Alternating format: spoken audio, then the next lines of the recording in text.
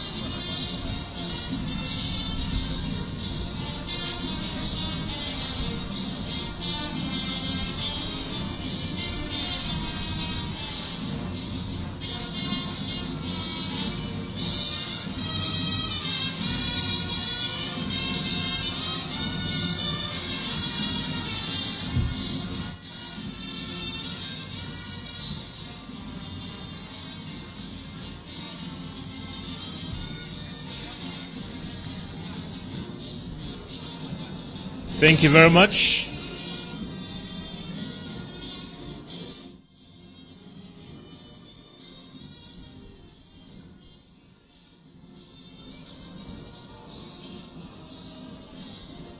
Thank you very much, Police Prisons Band.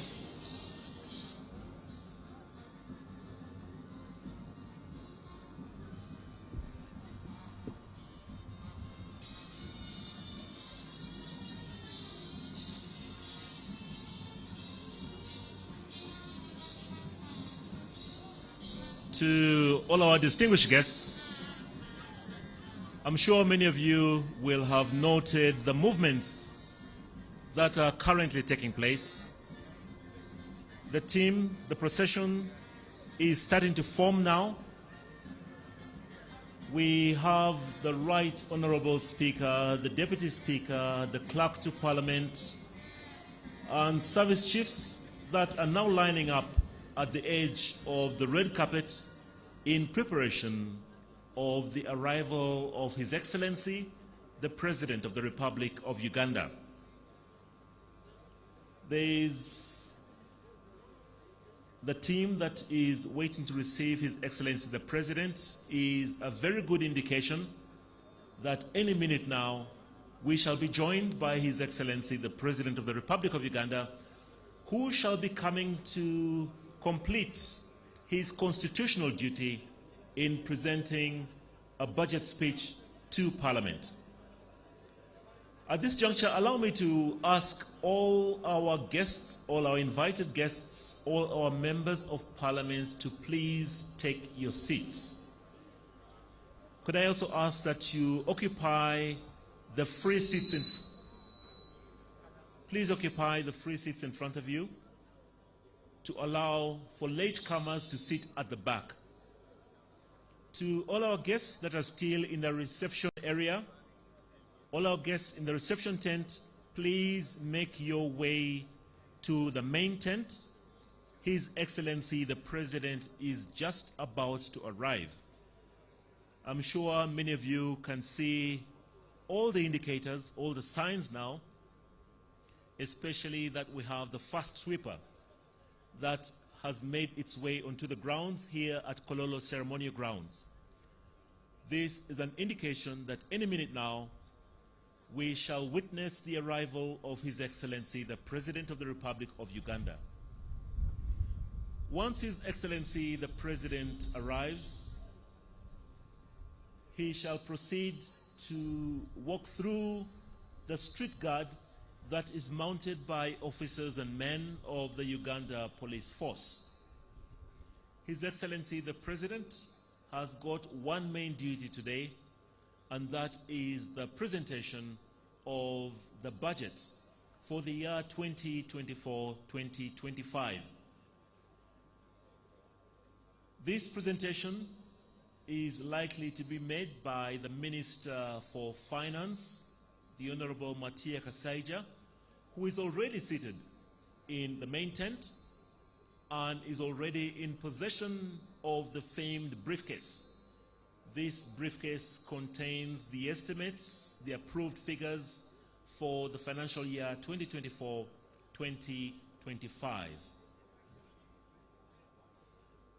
Once again, to all our guests that are seated in the reception areas, if you're seated in the reception or refreshment tents, please make your way over to the main tents so that we can have an orderly start to this parliamentary session. This parliamentary session, this is the second parliamentary sitting that we have of this, what we call the first meeting, which is like the first term of a parliamentary year. Last week, we officially opened Parliament for the fourth session, which is the fourth year of Parliament, and we convened here at Kololo to receive an address from His Excellency the President on the state of the nation. And amongst the things that he mentioned was about the key priorities that he hopes to achieve or implement during the financial year 2024-2025. So our gathering today is now to actually put figures that will now facilitate the priorities that His Excellency had mentioned in his address last week. So once His Excellency comes through, we expect that he shall go through the street guard, be received by the receiving party, and then the Speaker's procession shall form, and we shall allow for His Excellency to sign the visitor's book before we can continue with the procession.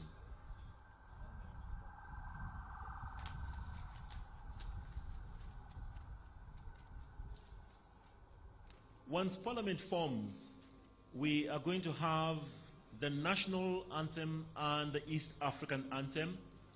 Today we shall have only one stanza of the Uganda anthem, one stanza of the East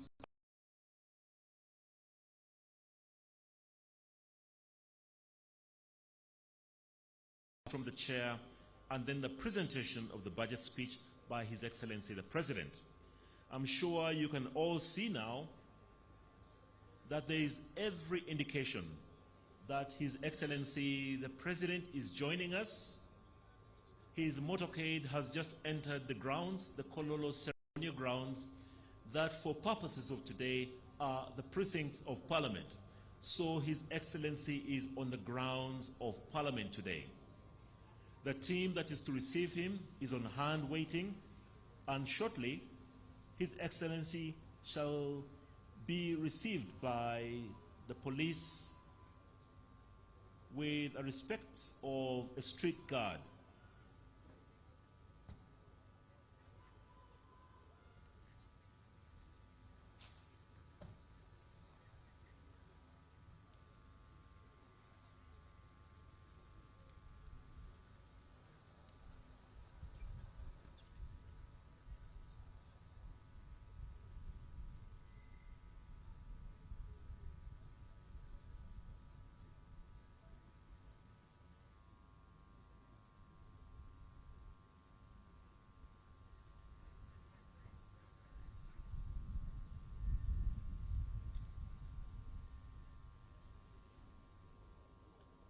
So once again, I kindly ask that you take up your seats. All our guests or members of Parliament, please take up your seats. If you could kindly occupy the seats to the front so that we shall limit visible movement.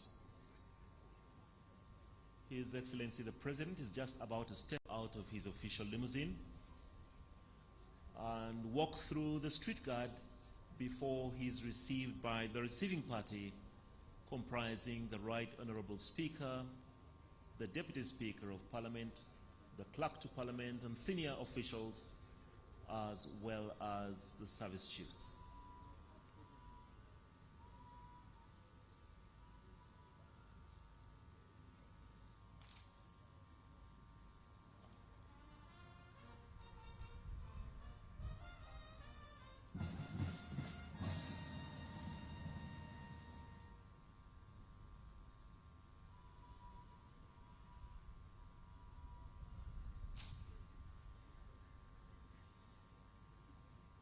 The bugles that you heard are from the Uganda Police Force, and that is in recognition of the arrival of His Excellency, the President of the Republic of Uganda, that is now making his way down through the street guard and coming to the edge of the red carpet, where he shall be received by the Right Honourable Speaker of Parliament and her entourage.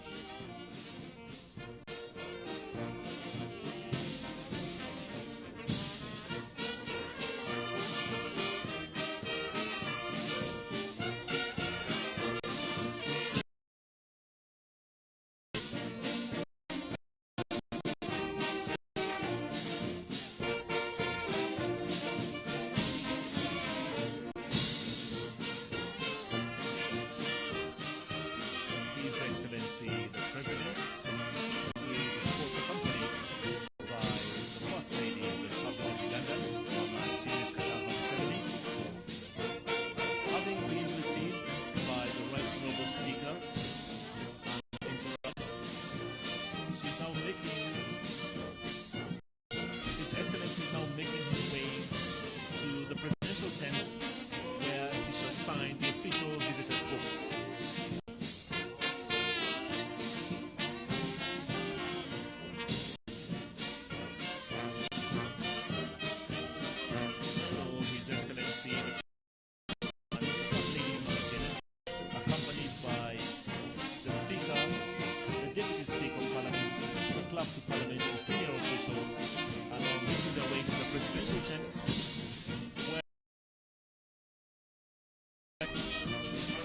The team shall then return and form the procession of Parliament, the procession of the Speaker.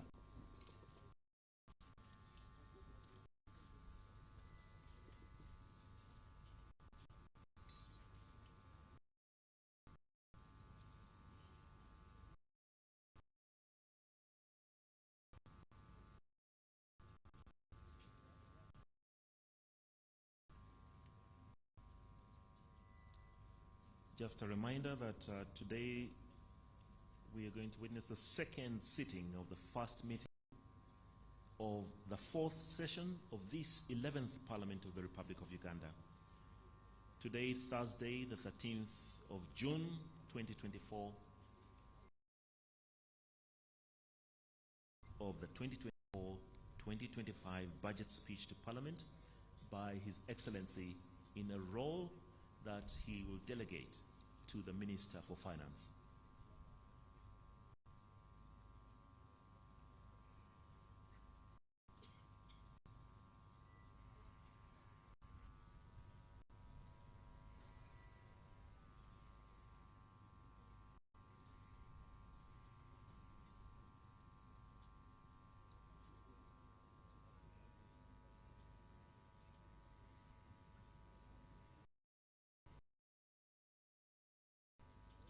We invite the media to kindly step back now to allow for everybody to have a clearer view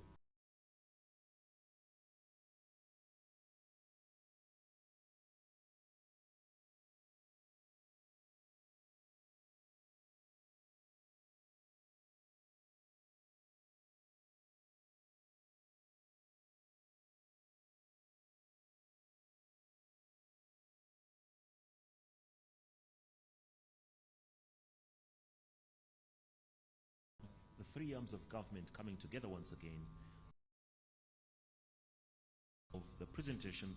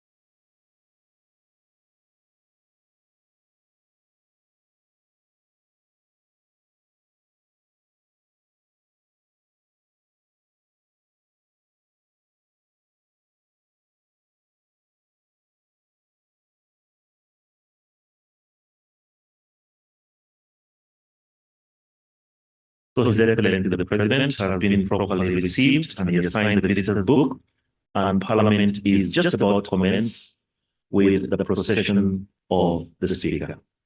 Thank you very much. Honorable members, His Excellency the President and Madam Speaker.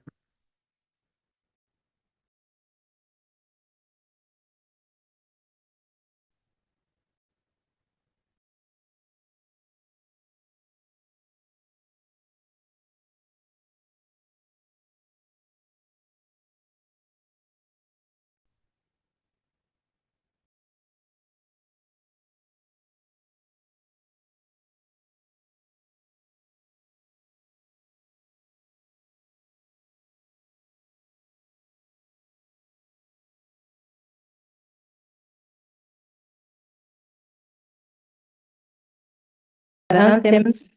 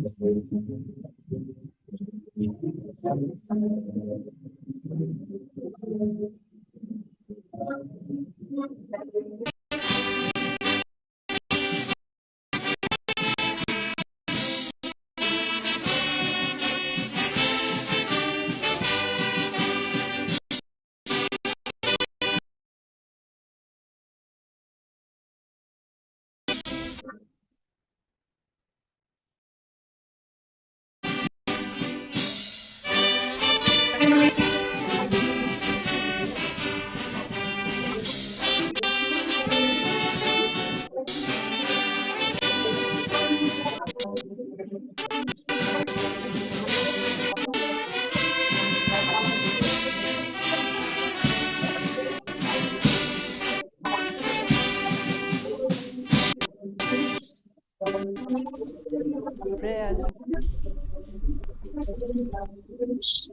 Almighty God, who in your infinite wisdom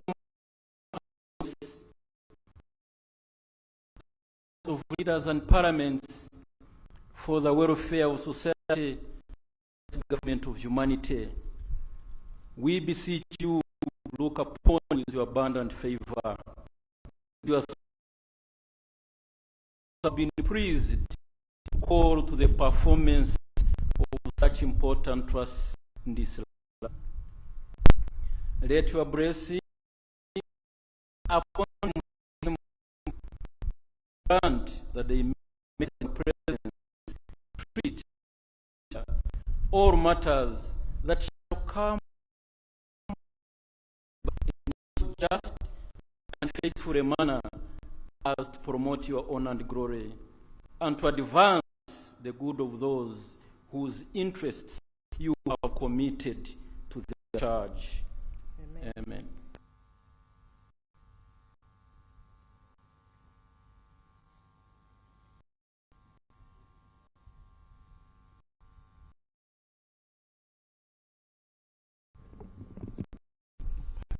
Proclamation by the Right Honourable Speaker of Parliament of Uganda.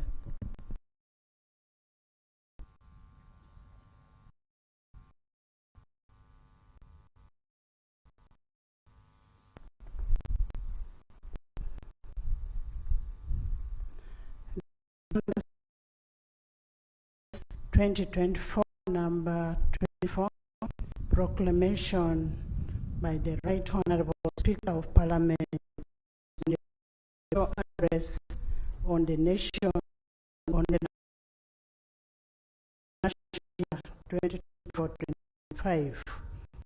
Whereas under Article 1012 of the Constitution of the Republic of Uganda, His Excellency the President of the Republic of Uganda may, in consultation with the Speaker, address Parliament from time to time on a matter of national importance. Aware that His Excellency the President of the Republic of Uganda, in accordance with the Article 1012, indicated to the Speaker of Parliament his intention to address Parliament and the nation on the national budget for financial year 2024-2025. Now, therefore, in accordance with the Rule 17.1 of the Rules of Procedure of Parliament, I hereby proclaim: 1. That Parliament shall sit at Kololo Ceremonial Grounds on Thursday, 13th June 2024 at 14 hours to receive the address of His Excellency the President on the national budget for financial year 2024-2025, and the Kololo Ceremonial Grounds to be the precincts of Parliament for the above-mentioned purpose. Given under my hand at Parliament House, Kampala, this 7th day of May 2024. Anita Annette Among, Speaker of Parliament. Communication from the Chair.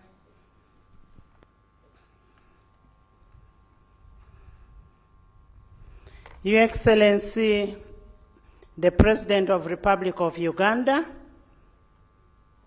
Yoweri Kaguta Museveni, accompanied by the First Lady, Mama Janet Kataha Museveni, who also doubles to be the Minister of Education and Sports, Her Excellency, the Vice President, Major Retired Alupo Jessica Eper, His Lordship, the Honorable Chief Justice, Chigamoy Alphonse Owiny-Dollo, the Right Honorable Deputy Speaker of Parliament of Uganda, Right Honorable Thomas Tayebwa, the Deputy Chief Justice, His Lordship Richard Butera, the Right Honorable Prime Minister Robin Anabanja and her deputies, the Honorable Leader of Opposition in Parliament, Honorable Senyonyi Joel, the Cabinet Ministers and Ministers of State, the Vice Chairperson of NRM, Alhaji Chigongo, plus all the SEC members, Your Excellencies, the High Commissioners, Ambassadors, and members of the Diplomatic Corps, Honorable Members of Parliament of Uganda and East African Legislative Assembly, the Inspector General of Government, Ms. Betty Olive Kamia Nansango, the guest speakers from our sister countries from Yala, the Head of Public Service and Secretary to Cabinet, the traditional, cultural, and religious leaders that are present, the former leaders, the head of public agencies, corporations, and parastatals, distinguished guests, ladies and gentlemen. I welcome you to the second sitting of the fourth session of 11th Parliament. You're most welcome. As you may recall, last week on June 6, 2024, we had the honor of hosting His Excellency the President at the stage of the opening of the fourth session of the 11th Parliament. During this significant event, His Excellency delivered a compelling address on the state of nation. Let us join our hands and clap for His Excellency for the address that he gave us on that day. And that was for the good of our country, Uganda.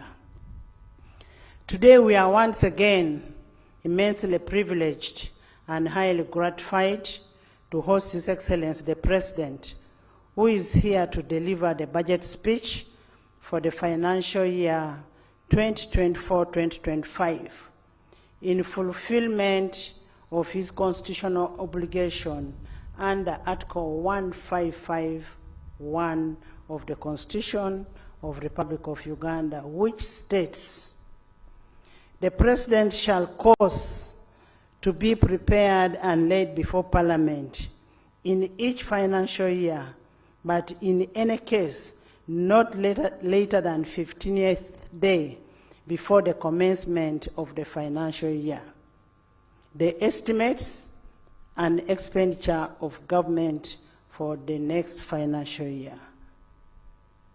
Honorable members, today's budget speech is a culmination of a rigorous and comprehensive consultative process, which usually spans from a period of August to May in any given financial year. This process involves the various stakeholders and majorly guided by the 1995 Constitution of Uganda, the Public Finance Management Act 2015, the National Audit Act 2008, and the Local Government Act 1997. Your Excellency, the Parliament of Uganda has appropriately adopted its rules of procedure in Part 24 to preserve and foster participation and consultation during the entire budget process. This part of the rule of procedure comprises of 11 rules covering aspects such as the National Budget Framework Paper, the Ministerial Policy Statements, supplementary budgets, and appropriation. By so doing, Parliament is able to gather a wide range of perspectives, views, and opinions in shaping and informing the consideration of the national budget. In all this, legislature is guided by the principle that the national budget should reflect the shared values and priorities of our beloved nation and its people.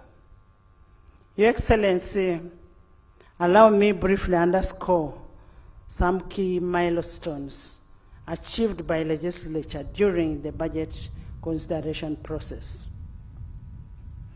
Pursuant to Section 9, 5 and 8 of the Public Finance Management Act and Rule 145 of the Rules of Procedure, the House approved the National Budget Framework Paper 2024-2025, 2028-2029 on 31st January 2023.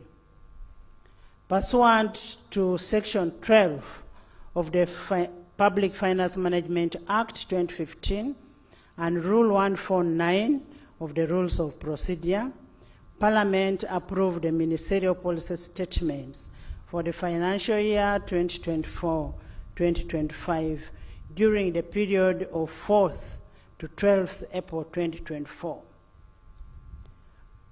Pursuant to Section 8 of the Public Finance Management Act and Rule 150 of the Rules of Procedure, Parliament passed 5 tax and revenue bills on 16th to 16th May 2024 to enable the realization of revenues to finance the national budget for the financial year 2024-2025. In furtherance to Section 14 of the Public Finance Management Act 2015 and Rule 151-152 of the Rules of Procedure, Parliament approved the national budget for financial year 2024-2025 on 16th day of May 2024. And that's why we are here today. Your Excellency, we want to take this opportunity to commend the members for their dedication through the budget process in ensuring that we not only met the legal and constitutional timelines, but also adequately interrogated the budget together with the Minister of Finance, Planning and Economic Development, the Attorney General, and the entire front bench. We want to thank you so much. I specifically want to single out the Minister of State for Finance and Planning and Economic Development in charge of general duties, Honorable Musasisi Henry, for devoting time and effort to the relevant committees and the House throughout the budget process, Henry, thank you so much. I also want to commend the permanent secretary and secretary to Treasury for his technical support to the minister and the continuous legal guidance from the Attorney General. I want to thank you so much. Without preempting the President's speech on the budget, I would like to highlight very salient issues that arose during the budget consideration process. One, the need for continuous resource allocation to agricultural mechanization, agro-industrialization, and value addition as a bedrock to wealth creation and a sustainable development. Two, the need to increase funding to the development of the tourist sector to optimally hasten Uganda's tourist potential. Three, the need to align resource allocation with the prevailing government policy on rationalization, that is RAPEX, which should translate into enhanced efficiency and elimination of duplication and wasteful expenditure. Four, the need for resource efficiency measures to address the risk of the debt burden. Five, the need to increase the public investment in productive growth areas and deepen financial inclusion, and aid the growth of taxable formal sector so as to widen our tax base and improve on the GDP ratio. Six, Your Excellency, considering your consistent advocacy for integration of East African community, Parliament is cognizant of the need for strengthening and cascading the East African integration so as to ease the movement of people, goods, and services. Your Excellency, we share your passion and commitment towards the realization of the total federation of the East African community. Parliament pledges absolute support towards the realization of your vision for a united and a viable East African community so as to widen, strengthen, heighten, and deepen the economic, political, social, and cultural integration. And this would help us in improving the production, the trade, and investment in East Africa. The need to enhance the human capital development as a way of leveraging the competitiveness of the Ugandan population. Your Excellency, this budget that we are receiving today is a product of complementary working relationship between the three arms of government: the executive, legislature, and judiciary. This has led to improved transparency in budgeting process. We pledge to continue this cooperation in the best interest of our beloved country. Your Excellency and honorable members, today's budget speech is therefore an opportunity to demonstrate our commitment to prioritize the needs of our people and make sure that we achieve the vision of His Excellency on prosperity of a money economy, and that is through EMIOGA, the Parish Development Model, the 4-acre Prosperity Development Model, etc. Your Excellency and honorable members, as we embark on the financial year 2024-2025, I urge the accounting officers as entrusted stewards of public resources to exercise diligence and due of care in safeguarding and ensuring the efficiency and effective utilization of public resources. Your Excellency, previously we have urged accounting officers to share with the leadership of legislature any instances of influence peddling.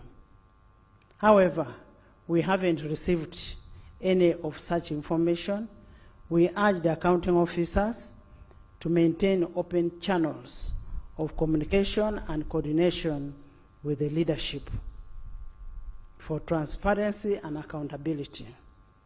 Honorable members, in the discharge of our oversight and appropriation roles, let us avoid any inducement from these accounting officers. And this is prescribed in Appendix F of our Rules of Procedure, which talks about the conduct of members while on duty. Your Excellency, in the financial year 2024-2025, Parliament will duly exercise its oversight role of public expenditure through relevant committees in fulfillment of our commitment to transparency and accountability. Lastly, but not least, Your Excellency would like to thank you so much for according us an opportunity, especially for members who went and visited Gomba, Sembabule, and Kisosi on the 4-acre development model for prosperity, and this visit was an eye-opener for a practical transformation of the household economy. Your Excellency, your continuous inspiration and transformation approach to development and creating awareness to the populace that has led the people to follow your guidelines of transforming people from grass-thatched houses to the mabati. It is written in Lunyankole. I may not be able to mention how your book is written, but we know what is written in it, and we have really used it and tried to transform our communities. Your Excellency, I kindly request you to consider inviting the other members of Parliament who have not been there to see what has been done there, so that they can come back and preach the same gospel to their constituents. As we go for recess, we will be very available, and we request that maybe you invite the members of Parliament to go and visit that development 4-acre model. I now want to, as I conclude, I want to wish all our Muslim brothers and sisters a happy Eid Adha 2024. May Allah fulfill all your wishes as you've been praying. I say all this for God and my country. Presentation of the budget speech by His Excellency the President of the Republic of Uganda.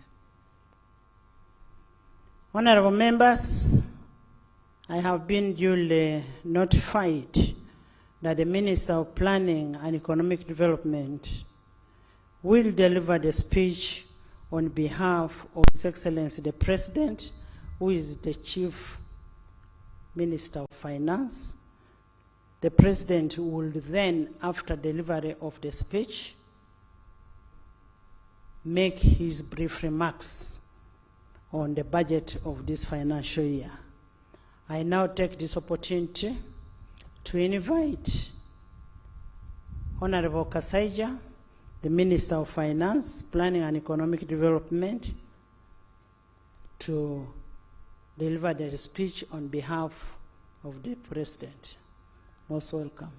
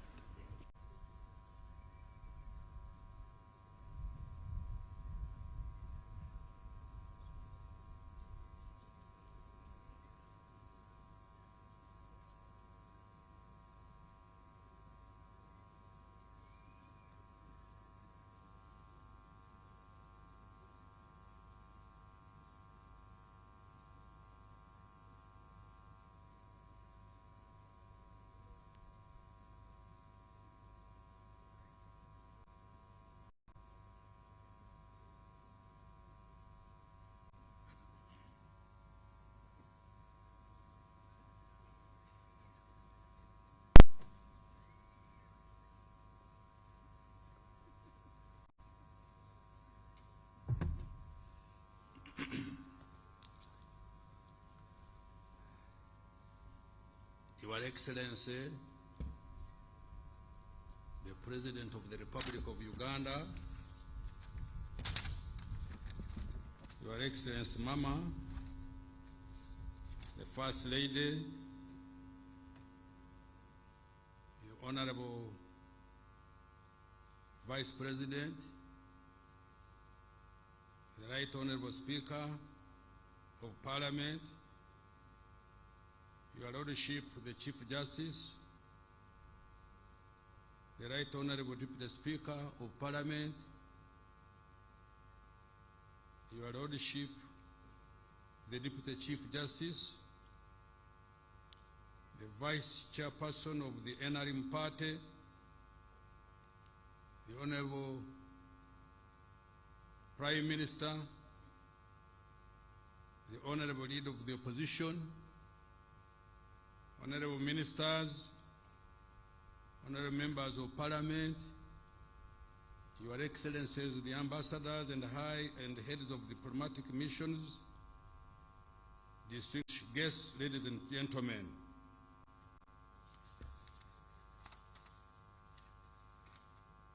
All protocol observed. Madam Speaker, in fulfillment of Article 150, Part 1 of the Constitution, and on behalf of His Excellency the President, I rise to present to Parliament and to the nation at large the budget for financial year 2024-2025 as approved by Parliament. Madam Speaker, I want to start by thanking His Excellency the President for once again demonstrating a vote of confidence in me by extending my mandate as the Minister responsible for Finance, Planning, Economic Development, together with my entire political team at the Ministry.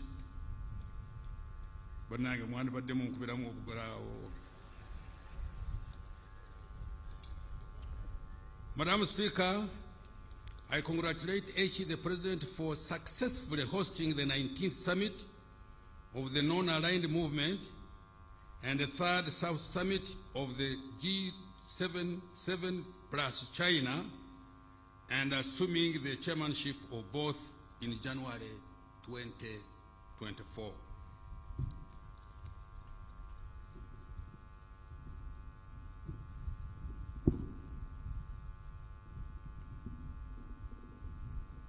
What are you doing? You're going to put it straight on my mouth?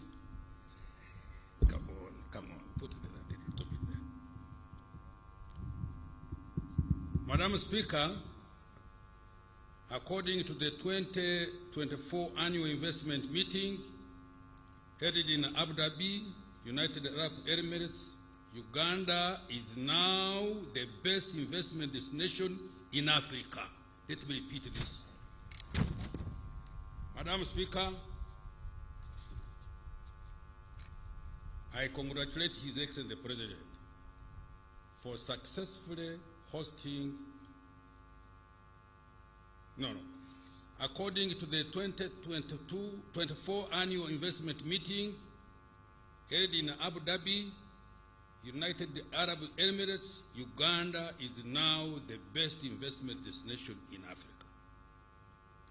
Madam Speaker, His Excellency the President declared the 2021-2026 political term a Kisanja for socio-economic transformation. He guided that the government and the entire country should focus on creating jobs, wealth, and increasing household incomes. The budget for financial 2024-25 is the fifth and therefore the last to implement the third National Development Plan. It will also set the foundation for implementing the government's strategy for expanding in the size of our GDP from about $50 billion in financial 22-23 to $500 billion by the year 2040.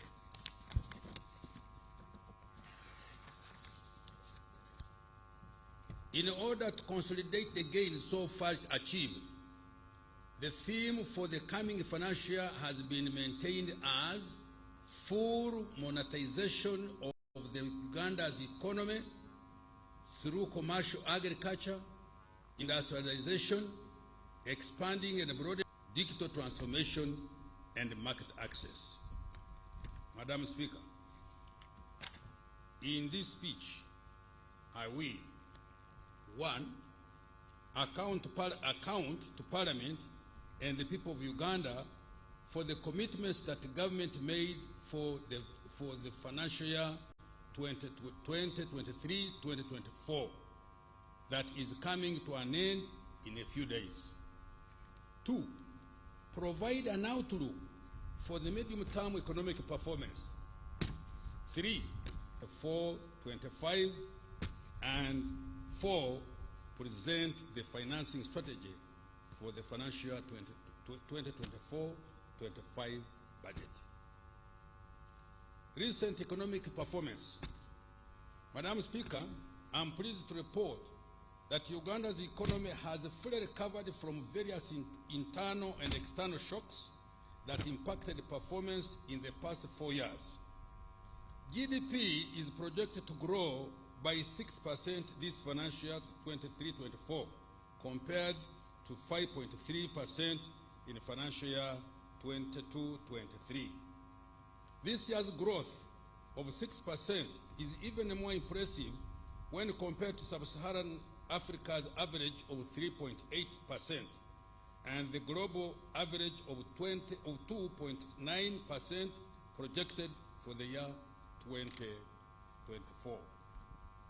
As a result of this robust growth, the size of the economy is now estimated at shillings 202 trillion, equivalent to $53.3 billion, up from shillings 184.3 trillion or $48.8 billion in nominal terms. If Ugandans agreed to share this GDP equally, each citizen would enjoy a GDP per capita of $1,146 compared to $1,081 registered last financial year 22-23. Madam Speaker, the improved performance of the economy is on account of higher growth in all sectors. Services, agriculture, industry are estimated to grow at 6.6%, 5.1%, and 5.8% respectively in financial year 23-24. In particular, growth in the services sector has been impressive, mainly driven by strong recovery in retail and wholesale trade, tourism, as well as communication and real estate activities. Growth in industry was mainly driven by manufacturing, construction, and mining, while increased production of food and cash crops as well as livestock supported growth in the agricultural sector. Agriculture's performance estimated to have expanded at 5.1% this year compared to 4.5% registered in financial 22-23 is attributed to the streamlined implementation of the parish development model and fairly good weather conditions. Other factors which supported strong economic growth include: 1, low inflation and relatively stable exchange rate, which have allowed good investment planning and supported export competitiveness. 2, increased investments in the oil and the gas sector related projects supported by the foreign direct investment. 3, higher external demand for Uganda's products, including agricultural and industrial products. 4, recovery of tourism supported by increased investment in tourism infrastructure and marketing. And 5, peace and security for persons and their property. I repeat this: peace and security for persons and their property. Madam Speaker, in March 2024, Uganda met the requirements to graduate from the category of least developed countries. Sorry, let me repeat. Madam Speaker, in March 2024, Uganda met the requirements to graduate from the category of least developed countries. Uganda also moved from the category of low human development to medium human development. This is the result of a consistent improvement in health, education, economy, and a decent standard of living. This is a big milestone achieved well before the country starts earning from oil exports. When oil and gas start to flow in the year 25-26 with the deliberate value addition to our raw materials and productive utilization of PDM and other wealth creation initiatives, attaining of prosperity for all and socio-economic will be faster. Madam Speaker, Uganda has contained inflation at an average rate of 3.2% in the 12 months to May 2024. Uganda's inflation is one of the lowest in the region. Annual headline inflation has reduced from the peak of 10.7% in October 2022 to 3.6% last month. The reduction has been a result of good coordination and of monetary and fiscal policies, leading to low inflation for most food crops, manufactured foods, and essential commodities like laundry, bar soap, sugar, and cooking oil. Interest rates. Madam Speaker, the commercial bank lending interest rates for shilling-denominated credit reduced to 17.7% in April 2024, compared to 19.3% in April 2023. Interest rates in the domestic debt market have remained broadly stable, averaging 11.2% on the one-year government treasury bills. To further reduce lending rates, government will continue to provide long-term affordable capital through various interventions. In particular, government will continue to capitalize the Uganda Development Bank, the Parish Development Model, the Agricultural Credit Facility, and the Small Business Recovery Fund to provide capital for wealth creation. Government is also continuing with the capitalization of the Emyoga Fund to support micro enterprises, as well as the presidential skilling and industrial hubs for the youth.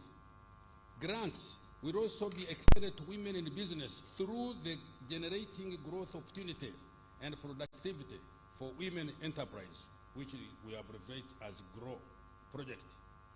For exporters, of manufactured products who face working capital challenges, the investment for industrial transformation and employment, which we call INVITE, that fund, worth of US $210 million, which is shillings 800 billion, is going to kick off next financial year. Private sector credit, Madam Speaker, private sector credit increased to shillings 21.454 trillion in April 2024 from shillings 20.47 trillion in April 2023, an increase of 5.2%. There has also been a slight increase in the share of credit going to productive areas of the economy.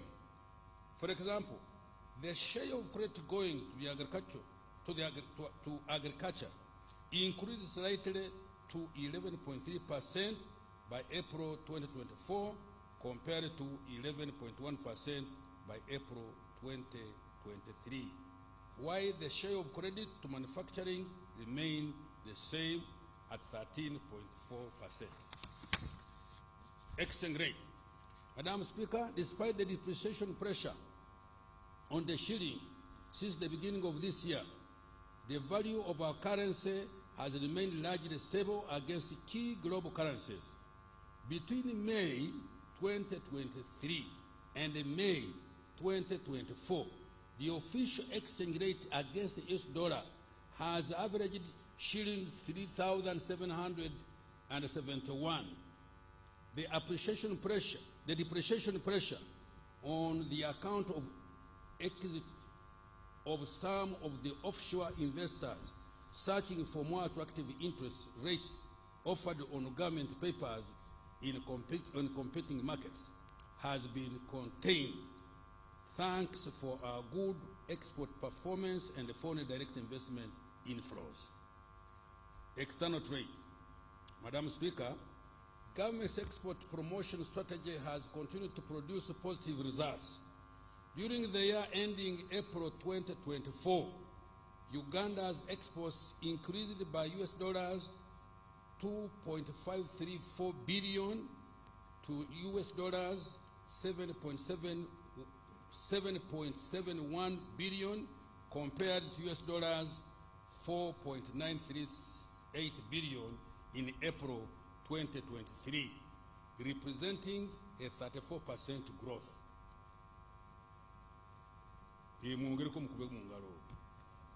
This increase was largely driven by increased exports of gold, 75.7%, coffee, 21.9%, oil re-exports, 21.8%, simsim, 20.2%, tobacco, 10.3%, cotton, 6.9%, and light manufactured products, 4.9%. The major destination of our exports are the East African Community countries, which account for 29%. Then we go to COMESA, 29%. Then we go to Middle East, 24%, and to Asia, for 20%. Madam Speaker, efforts to increase the value addition to exports have continued to yield positive results. Exports of manufactured products have continued to be significant contributors of export earnings. In particular, in year 2023, cement exports reached US dollars 91.1 million, sugar US dollars 75.8 million, plastic products US dollars 62.6 million, soap US dollars 33.9 million, beer US dollars 25.8 million. This financial year 23-24, efforts to increase export performance have been strengthened through investing in targeted value addition initiatives and implementing several enabling trade policies. Madam Speaker, in the financial ending, Uganda imported goods worth $12.9 billion compared to $10.3 billion in the year ending April 2023. This increase in imports was largely driven by an increase in private sector imports of 20%, mainly to develop our nascent oil and the gas sector, foreign direct investment, remittances, and tourism.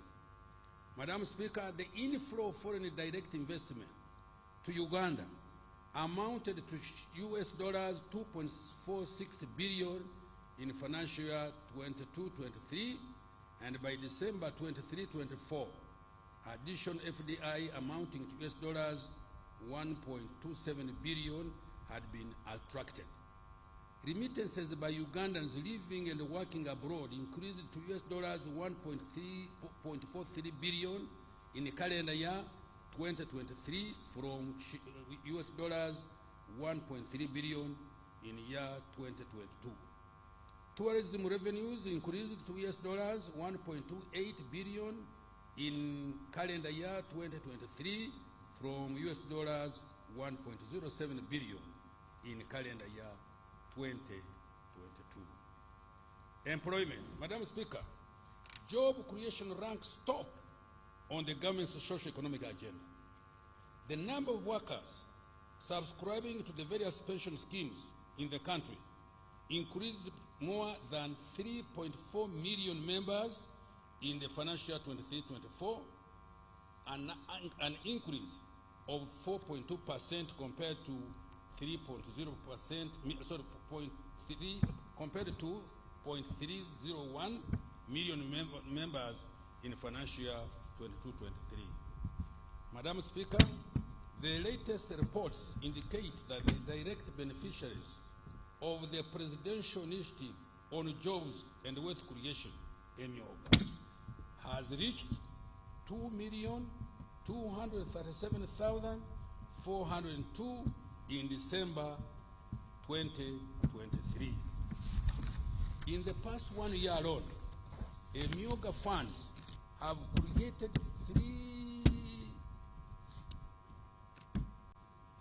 378,640 new direct jobs.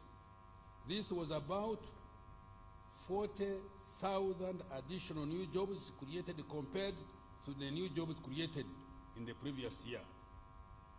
On the other front, so far, 1.165 million households have received PDM funds worth $1.126 trillion as of May 2024, and estimated to create about 2.5 million jobs. A total of 23,083 youth projects have benefited 263,897 youth under the youth livelihood program in areas of agriculture, trade, services, and industry. This has created over 1,250,000 indirect jobs. Similarly, the National Special Grant for Persons with Disabilities is supporting 6,282 enterprises, benefiting 49,372 persons with disabilities. Madam Speaker, government is also going to create more formal jobs and related livelihoods through a number of project-funded interventions. Notable among these are the GROW and INVITE projects. The GROW program is expected to directly benefit over 80,000 female-owned enterprises, 280,000 female entrepreneurs, and 1.6 million indirect beneficiaries. Another 200,000 new jobs are expected to be created from new investments through the INVITE project. Fiscal performance, Madam Speaker, as a result of a fiscal consolidation agenda, which is intended to enhance revenue collection, limit borrowing for only critical and strategic investments, and control government expenditure. Government's fiscal deficit has reduced to 4.5% of GDP this financial year from 5.5% of GDP last year. Madam Speaker, the projected domestic revenue outturn for financial year 22-24 is shillings 27.725 trillion against a target of shillings 29.672 trillion, leading to a revenue shortfall of over 1.9 trillion. The Uganda Revenue Authority is working hard in the remaining days to reduce this shortfall. The revenue to GDP ratio is estimated at 13.6% of GDP in financial 23-24. Domestic revenue for financial year 24-25 is projected to amount to shillings 31.982 trillion, equivalent to 14.2% of our GDP. Economic growth strategy and outlook. Madam Speaker, Uganda's economic outlook is positive and optimistic. I repeat this. Madam Speaker, Uganda's economic outlook is positive and optimistic. The economy has remained resilient and has fully recovered from a myriad of internal and external shocks. Next financial year, the economy is projected to get back to Uganda's steady state growth potential of between 6.4% and 7%, and double digit over the next 5 years. We are there. It is projected that next financial year, 2024-25, Uganda's GDP will further expand to shillings 225.5 trillion, which is equivalent to $60 billion. These numbers exclude the anticipated oil and gas revenues, as well as the planned intervention to grow the economy tenfold. We shall update the projections in the medium term. Madam Speaker, this growth will be driven by, 1, increasing the oil and gas activities as we move towards the first oil production in financial year 2025-26. 2, growth in exports supported by increase in regional trade in the East African Community and COMESA, intra-Africa trade, and harnessing existing and new trading partners in the Middle East and Asia. 3, increase in tourism activities supported by investment in tourism infrastructure, branding and marketing, and effective implementation of the meetings, incentives, conferences, and events program. It is that program.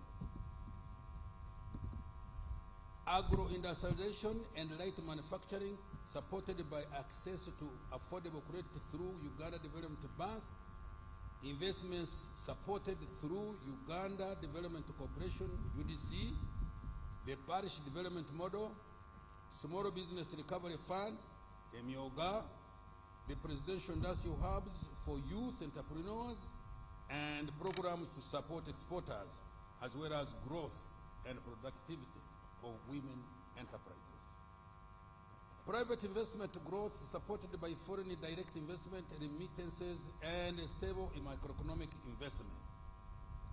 Continued investment in industrial parks, construction and maintenance of roads and bridges. And finally, rehabilitation of the meter gauge railway and the commencement of the standard gauge railway, expansion of ICT infrastructure, and provision of reliable and affordable electricity. Madam Speaker, Uganda's growth strategy for the next financial year and in the medium term is anchored on 4 key growth drivers. 1, agro-industrialization. 2, tourism development. 3, mineral development including oil and gas. 4, science, technology, and innovation. These are the anchor sectors that are going to propel Uganda to a $500 billion economy in the next 1.5 decades. Madam Speaker, our growth prospects face some risks that we needed to be mitigated. Let me repeat. Our growth prospects face some risks that we need to be mitigated. These include 1, climate change affecting agricultural production and infrastructure. We have just been seeing this a couple of months back. 2, regional and global geopolitical tensions. That one I will not comment. You all know. 3, high interest rates which constrain access to affordable debt. And 4, fluctuations in global commodity prices. To minimize the effects of these risks, government is implementing climate change adaptation measures, exploring cheaper sources of financing, including climate finance, and ensuring frugality in government expenditure. I repeat this, and ensuring frugality in government expenditure. Now I want to account for financial 23-24 and the priorities for financial that we are talking about. Madam Speaker, in the national budget for the financial we are ending, 23-24, that I presented here on June 15th last year, government made a number of commitments intended to deliver on NDP3 priorities, as well as promises we made to the people of Uganda under the NRM manifesto for 21-26. In this section, I provide accountability for what government has achieved so far and what it intends to do to ensure that commitments to the citizens are to a large extent fulfilled. Madam Speaker, I will start with what we have achieved by investing in the people of Uganda through prioritization of health care, education, water, sanitation, and hygiene.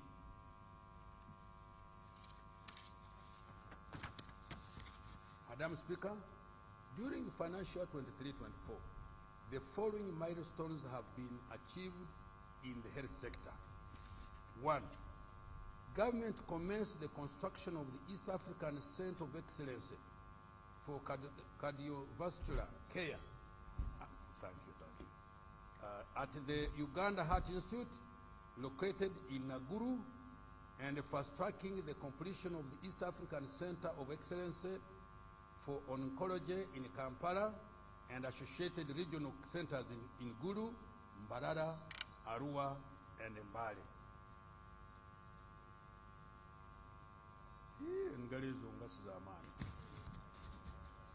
They don't encourage me. Under the Uganda Intergovernmental Fiscal Transfer Program, 371 health center tools were planned for construction and upgrade to Health Center 3 status. So far, 261 health center tools have been upgraded to Health Center 3s and are fully operational. I hope the Minister of Health can testify on this.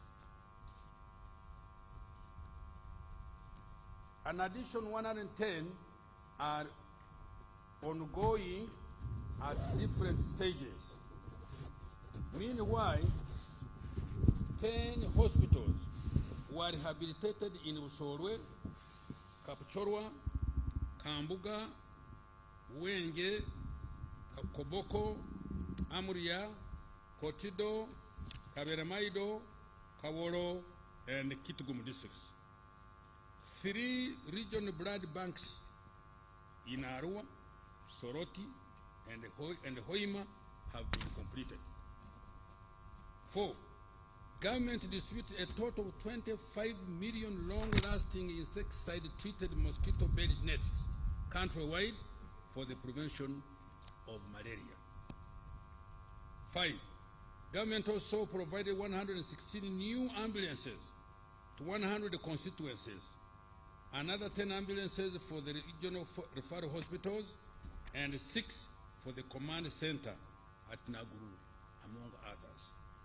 Madam Speaker, to further enhance the health of Ugandans, a total of shillings 2.946 trillion has been provided next financial year, 24-25. The following interventions will be prioritized: promotion and implementation of interventions for the Disease Prevention and Health Education Initiative against communicable and non-communicable and neglected tropical diseases and injuries. 2. Provision of essential medicines, where an additional shillings 100 billion has been provided. 3. Improvement of the welfare of the health workers, including medical interns and doctors designated as senior house officers. I have provided more wage allocations to facilitate the recruitment of staff for the upgraded health center 3s. 4. Construction and rehabilitation of more health infrastructure and provision of medical equipment to improve quality of care and provision of specialized health care. These include, among others, the Uganda Cancer Institute and regional cancer centers, the Uganda Health Institute, intensive care units, and an imaging center for referral hospitals. Designation of the national health system to facilitate service delivery and tracking of medical supplies and health workers' performance. 6. Construction, rehabilitation, and equipping of dilapidated hospitals across the country, including the Kampala metropolitan area. 7. Strengthening of the network of medical reference laboratories, including the establishment of the East African Community Regional Center of Excellence for Virology at Uganda Virus Research Institute and the National Public Health Institute in Uganda. 8. Establishment of a pharmaceutical industrial park and strengthening the National Drug Authority regulatory framework. Now I turn to education. Madam Speaker, government considers education as a key opportunity equalizer for all Ugandans, equipping them with knowledge and skills required for productive employment, as well as enabling them to live longer, happier, affluent lives. For this reason, the following commitments were prioritized and delivered in financial year 23-24. 1. Skilling in science, technology, engineering, and mathematics. 2. Construction and equipping of 21 laboratories across the country in selected secondary schools using UPDF engineering brigade. 3. Upgrading learning facilities in 12 technical institutes and 4 vocational education centers of excellence at Uganda Technical College in Ushenyi, Bukalasa, Lira, and Ergon. 4. Out of 259 seed secondary schools planned under UGFID, 105 have been completed and 144 are ongoing. Madam Speaker, I have provided 2.497 trillion to further improve the quality of education, and the following are among the priorities. 1. Supporting the new curriculum for S1 to 4 students. 2, operationalization of all the 110 seed secondary schools and completing the 27 seed secondary schools under the UGIFT program. 3, commencing the construction of 60 secondary schools and expansion of 61 existing secondary schools under the Uganda Secondary Education Expansion Project. 4, providing loans to 5,192 degree and 1,125 diploma students who are on the government-funded loan scheme, both continuing students and new beneficiaries. 5, government takeover of the proposed Bunyoro and Busoga universities for inclusive and equitable access to university education. Bunyoro, you can talk. You can clap, because it has been a thorn in my flesh. Social protection.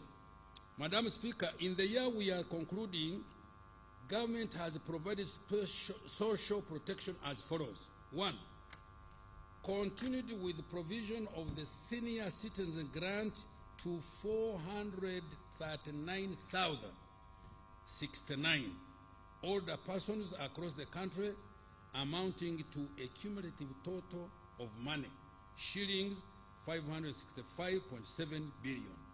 2, under the Special Enterprise Grant for Older Person Program, SEGOP, the government supported 590 group enterprises benefiting 3,636 older persons. 3, under the Youth Livelihood Program, a total of 23,083 youth projects have benefited 263,897 youth in areas of agriculture, trade, services, and industry. This has created over 1,250,000 direct jobs. And 4, through the National Special Grant for Persons with Disabilities, government is supporting 6,202 enterprises benefiting 49,372 persons with disabilities. Madam Speaker, government will continue to support the welfare of elderly to keep them healthy and productive in their communities, while social assistance grant for empowerment, what we call SAGE, targets those above 80 years, SEGOP, ensures let me repeat. While social assistance grant for empowerment, what we call SAGE, targets those above 80 years,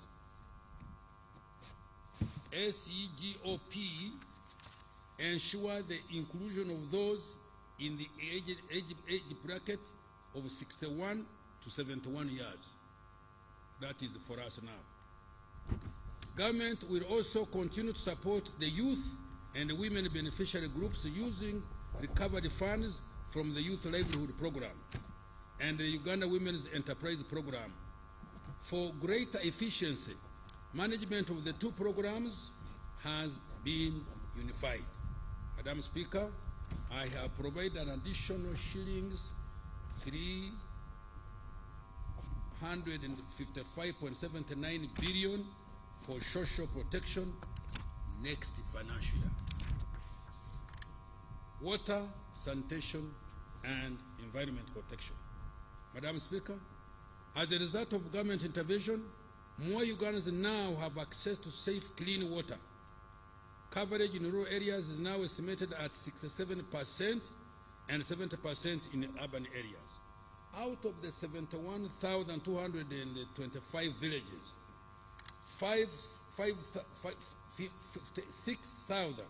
6,617 villages have been served with at least one safe water source.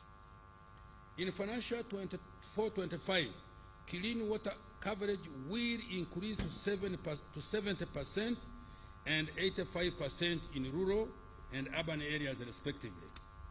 In the rural areas, the target is to reduce the distance to the nearest source of clean and safe water for human and animal consumption to less than 1 kilometer, while in urban areas to less than 500 meters.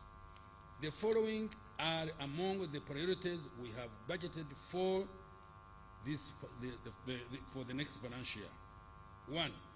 Construction of 52 large solar-powered water supply systems in 19 districts that are currently at less than 50% water coverage.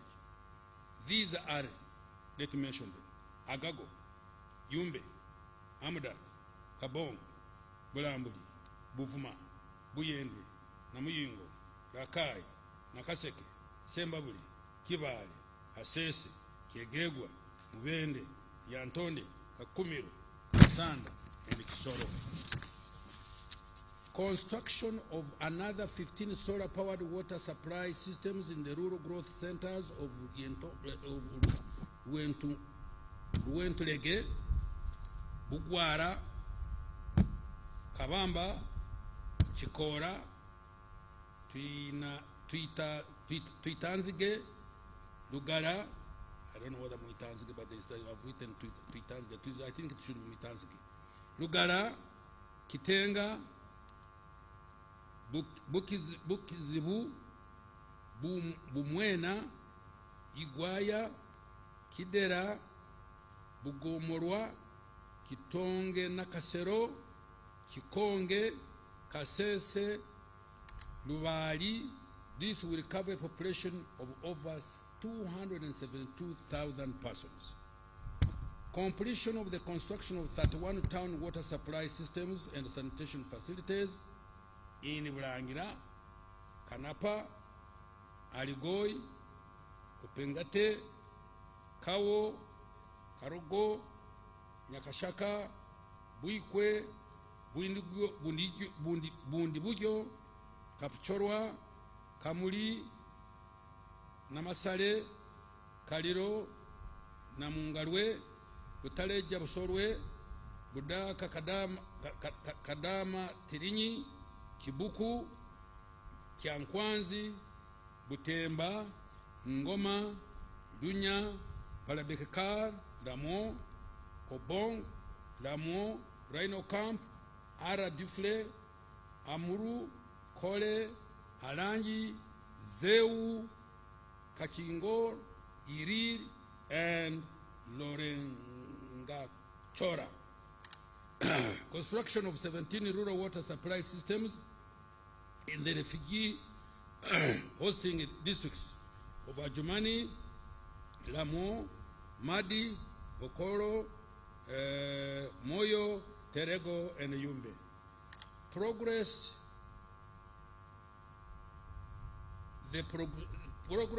the construction of 26 water supply systems at various stages in Manafwa, now at 80%, Mukura 40%, Kidera 40%,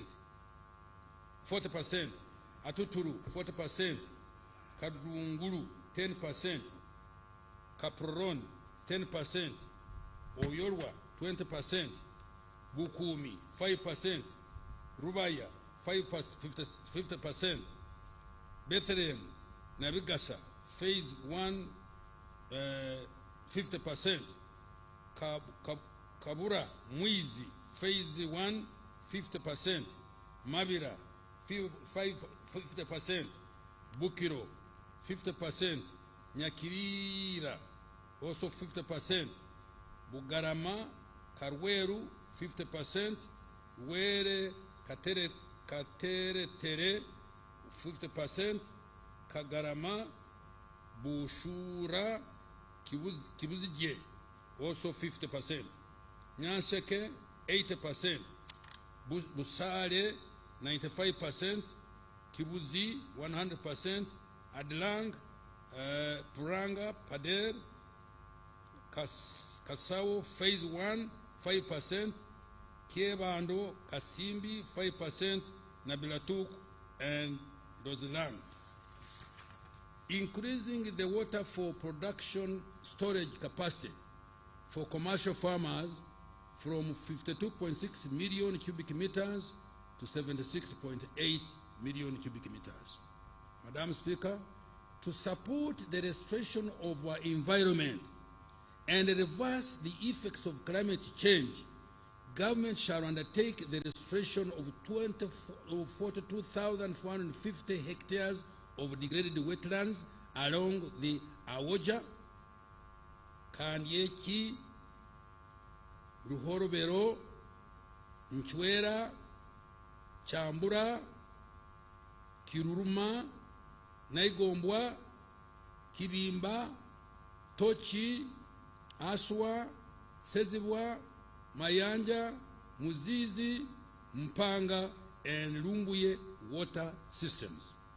In addition, government shall demarcate a 720-kilometer boundary with the concrete pillars along the following wetlands: Kibimba, Tochi, Sezibwa, Mayanja, Muzizi, Awoja, Mporogoma, Ishasha, Kandeke, Ruhorobero, Nchwera, Chambura, Kiruruma, and Naigombwa. A total of 15 million seedlings of assorted tree species shall be procured and distributed to individual farmers in several districts, as well as to refugee hosting communities in the Albertine region and in West Nile, as well as individual farmers. Madam Speaker, I have provided shillings 516.78 billion next financial year for climate change mitigation, natural resources, environment, and water resource management. Increasing effectiveness of wealth creation initiative, the parish development model. Madam Speaker, the PDM has now been fully rolled out. A total of shillings 2.4 trillion has so far been provided. The money is being transferred directly to beneficiaries in 10,585 parishes across the country.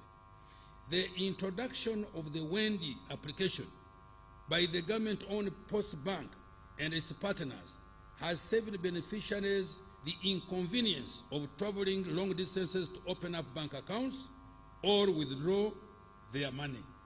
It has also enhanced transparency by providing full visibility and traceability for all funds up to the last mile beneficiary. The extensive mobile telephone coverage, both smartphone and KBDT, has helped to lower transaction costs for the PDM beneficiaries. Going forward, government will deepen the use of Wendy and other digital technologies and innovations to enhance financial inclusion and drive efficiency, accessibility, and effectiveness of the program. These technologies will gradually be extended to other wealth creation initiatives. The total of 1.165 million households that have so far received PDM funds have invested in intensive agriculture projects that include poultry, dairy, coffee, piggery, fish, fruits, and food crops. In the next few days, I will release the remaining 529 billion for this financial year directly into the accounts of PDM circles, into the PDM circles. Each PDM circle will continue to receive 100 million shillings. Madam Speaker, 1.599 trillion has been provided next financial year for the additional 100 million per parish to benefit more households. Government will also ensure effective implementation of Pillar 1, which includes input certification, provision of extension services, storage, value addition, and market linkages. Now in Yoga. Madam Speaker, to date, government has provided a total of 480 billion through Yoga Out of this, a total of shillings 268 billion has been disbursed to 6,810 Emyoga circles.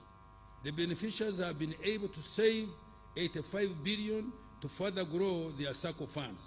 As a result, 607,636 individuals across the country have benefited from Emyoga funds, and shillings 80.28 billion has been recovered from the first round beneficiaries and is being advanced to others. We should clap for my colleague Kasoro. May I repeat this? Let me repeat it. I can see you didn't get it very. Emyoga, Madam Speaker, to date, government has provided a total of shillings 480 billion through Emyoga. Out of this, a total of shillings 268 billion has been disbursed to 600,810 Emyoga circles. The beneficiaries have been able to save 85 billion to further grow their circle funds. As a result, 636 individuals across the country have benefited from the Emyoga funds, and shillings 80.28 billion has been recovered from the first round beneficiaries and is being advanced to others. Madam Speaker, in the next financial year 24-25, I have provided an additional 100 billion under Emyoga to support more Ugandans to create wealth and boost their incomes. Agricultural Credit Facility. Madam Speaker, since 2009, government has partnered with banks to support commercialization of agriculture through a credit guarantee scheme that provides up to 50% of the money loaned to a farmer. Cumulatively, government has invested 303 billion Uganda shillings, causing a cumulative loan disbursement of 860 billion. This money has enabled a total of 3,868 agricultural projects to access patient capital for commercial on-farm investment, post-harvest management, agro-processing, and trade in agricultural produce. Next financial year, government will continue to capitalize the SF with an additional of 30 billion Uganda shillings. Capitalization of UDB. Madam Speaker, Uganda Development Bank has grown into a formidable shillings 1.3 trillion bank in assets, providing patient and relatively affordable capital to those adding value to agricultural materials, manufacturers, as well as investors in tourism and hospitality, infrastructure, and education. It has created a total of 51,841 jobs. During financial 24-25, the bank will continue to provide capital to businesses involved in value addition, including promotion of innovation in the areas of science and technology. It will also support youth-led enterprises, manufacturers, and also provide working capital to exporters and those involved in import substitution. Green financing is also going to be enhanced to ensure climate adaptation and mitigation. To achieve this, government is going to further capitalize UDB with another 55 billion Uganda shillings. Government is also in the process of acquiring for UDB credit lines worth 1.083 trillion to lend more to wealth creators. Support to SMEs. Madam Speaker, 2 years ago, government set up Small Business Recovery Fund to provide soft loans to SMEs that had suffered financial distress during COVID-19. Government provided 100 billion shillings to be equally matched by banks to extend credit to the target beneficiaries at 10% interest rate. At a disbursement of 18.4 billion so far, supporting 1,454 businesses. Uptake of this fund has been low. Next financial government and the Bank of Uganda are going to relax the requirements to ensure increased uptake of the SBF, to uptake the SBRF to support small and medium enterprise growth. Invite and Growth Program.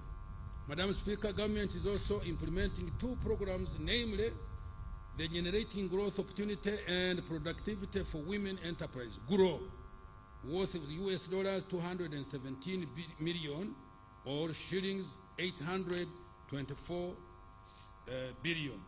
And the investment for industrial transformation and employment, Invite, worth $210 million, which is equivalent to 800 shillings billion.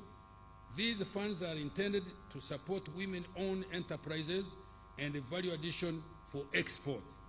Madam Speaker, government is also working hard to reduce the time, cost, complexity of business registration and licensing. A business facilitation center has been set up to centralize all business investor-related services to speed up registration and operationalization of businesses. Services that used to require weeks or months are now accomplished in just a couple of hours. This is going to enhance Uganda's competitiveness even further. Agro-industrialization. Madam Speaker, government is committed to commercializing agriculture to enhance production and productivity and improve competitiveness of agricultural products in both regional and international markets.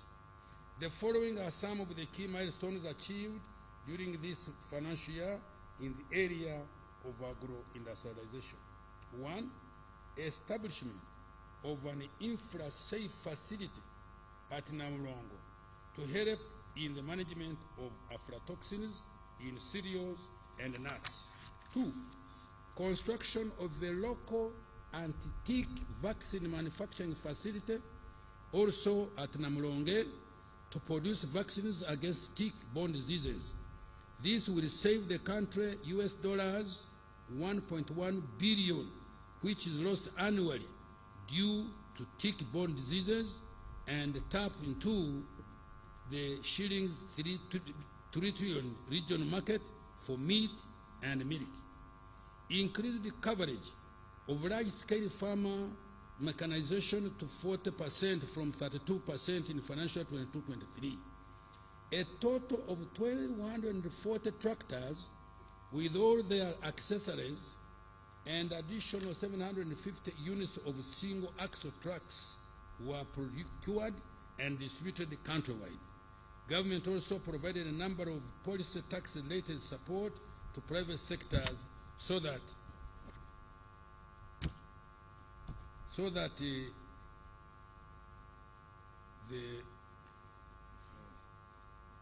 forget about that. Somebody messed me up. Madam Speaker, in the financial 2024-25 budget, I have allocated a total of shillings 1.878 trillion towards deepening agro-industrialization with increased focus on commercialization and value addition in agriculture. The priority areas include: 1, more investment in research and genetic development of selected value chains for animal, fish, and crop varieties. 2, support for pest, vector, and disease control and prevention. In particular, I have provided an additional 427.21 billion to procure and distribute 44 million doses of vaccines against foot and mouth disease. After the current vaccination exercise, farmers will access the vaccines through government stores by meeting 100% cost of the vaccine, while the government will cover the cost of vaccine administration.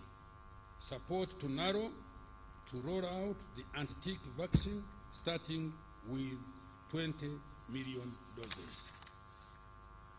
4, de-risking agriculture through supporting increased production and productivity as well as value addition for all priority value chains. 5, more support for agricultural mechanization. 6, increased investment in small and large irrigation systems, particularly solar-powered irrigation. 7, support for seed multiplication through the Uganda prisons to increase seed availability for PDM beneficiaries. And 8, additional credit support to large-scale commercial farmers to ensure food security and increase exports. Now we turn to tourism development. Madam Speaker, Uganda has increasingly regained her global position among the top 10 best tourism destinations in the global tourism ranking. In the year 2023, international tourist arrivals increased by 56% to 1.2274 million tourists, compared to 85 arrivals in the year 2022, and the peak of 1.52 million in year 2019. The international tourism receipts reached US dollars 1.03 billion in calendar year 2023. Madam Speaker, tourism has a high return on investment. Madam Speaker, tourism has a high return on investment. In financial year 24-25, I have provided shillings 289.6 billion to the Tourism Development Program to undertake the following. 1, support international and domestic tourism marketing and promotion activities. 2, modernize our tourism products to make them more competitive. These include completion of the pier and related infrastructure at the source of the Nile, upgrading the Uganda Museum, construction of 800 to 8,000 meters of climbing ladders and boardwalks on the Rwenzori Mountains to make hiking safer. 3, continue with grading, supervision, and classification of tourism facilities to enhance the quality of services and ensure adherence to required global standards. 4, complete the upgrade of Uganda Hotel and Tourism Training Institute infrastructure in an effort to make it an international center of excellence for training and skills development in tourism and hospitality. And 5, enhance the conservation of Uganda's 22 wildlife protected areas with a focus on mitigation of human-wildlife conflicts.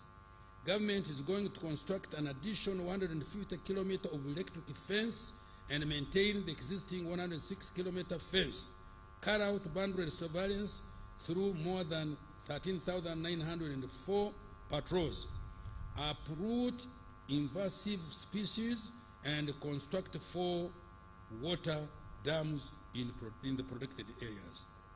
Madam Speaker, apart from the shillings 287.6 billion that I have directly provided to the tourism sector, an additional shillings 1.629 trillion has been provided for several critical interventions associated with tourism, including support to Uganda Life Authority, construction of tourism roads, road rehabilitation, and upgrade under Kampala Capital City Authority, support to AFCON 27, and the completion of key stadia, strengthening security, law and order in our tourism destinations, and extension of internet to tourism destinations, among others. In particular, I have provided an additional 55 billion Uganda shillings to Uganda's mission abroad to support Uganda Tourism Board to market Uganda to potential tourists, market our exports, and attract more investors. Science, technology, and innovation. Madam Speaker, government has earmarked science, technology, and innovation as a key catalyst for the qualitative leap to achieve tenfold growth of our economy. This financial year, building on investments made in recent years, the following are the key achievements contained. Kira Motors Corporation. Government has supported Kira Motors to construct and equip a magnificent 2,500 vehicles per year manufacturing plant in Jinja Industrial Park. This facility has capabilities for bus and truck body manufacture, vehicle painting, powertrain manufacture, electronic key systems, and trim integration and production quality inspection and testing. The complex has so far manufactured 39 buses, of which 27 are electric and 12 are low-emission diesel. The company has orders of more than 100 buses from Tanzania, South Africa, Eswatini, formerly Swaziland, and Nigeria. This demonstrates the huge market potential for the vehicles. Kira Motors Corporation currently directly employs 168 people in engineering, production, marketing, and sales, and finance and administration. This number will increase to 600 once the plant in Jinja is fully operational. Madam Speaker, next financial year, government is going to support Kira Motors with shilling 32.5 billion to complete the plant and access working capital. Presidential Initiative on Banana Industrial Development, PIBID.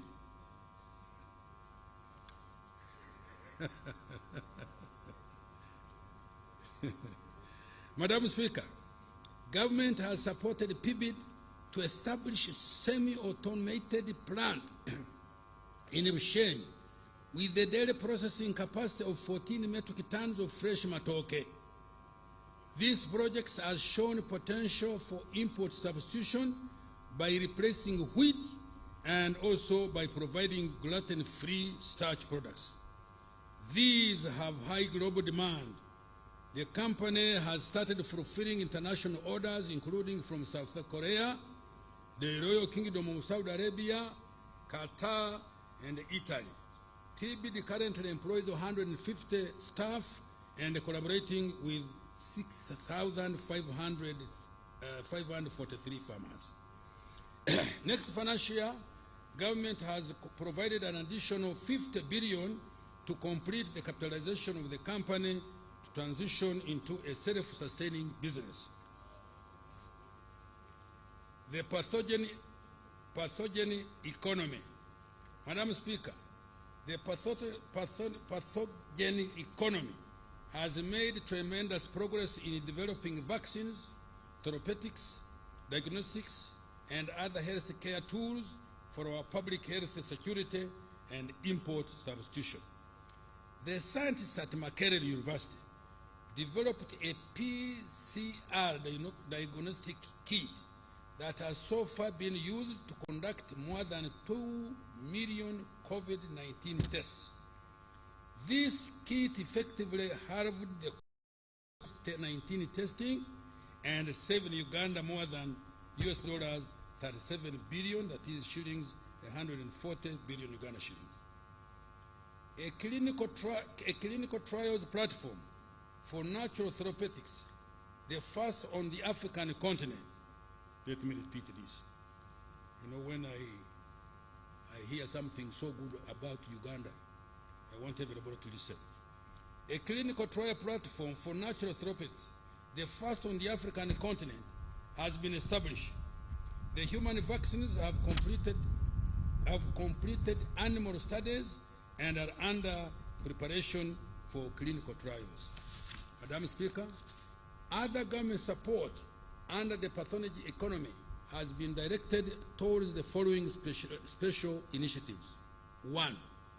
Day by Pharma Limited is establishing Africa's largest pharmaceutical and vaccine manufacturing facility here in Uganda.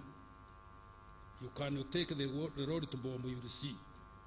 The facility will create job opportunities for more than 10,000 science professionals and 30,000 others in support of the ecosystem. Production of generic drugs, cancer drugs, and human vaccines is scheduled to start by November this year. Government in the process of finalizing equity acquisition in exchange for its shilling 723 billion investment. The anti-tick vaccine project at Makerere University, spearheaded by Dr. Margaret Saimo Kahua, has undergone clinical trials. I have provided an additional 25 billion to produce and commercialize the anti-tick vaccine. Government has also supported Jenner Hubs of Professor Patrick Ogwang, known for COVIDEX, to undertake clinical trials of his natural therapeutics and establish an internationally certified production facility to manufacture and commercialize them. I have provided an additional shillings 2.07 billion for this purpose next financial year. We congratulate him. Support Professor Serwanga Sampara to advance research in human vaccines. I have provided an additional shillings 225.4 billion needed to complete the research and start producing the vaccine. Coffee value chain development. Madam Speaker, government has partnered with the private sector to fast-track local value addition to coffee. We have started with 3 Apex centers for high-value coffee processing under the Coffee Investment Consortium, Great Lakes Coffee, and Inspire African Coffee.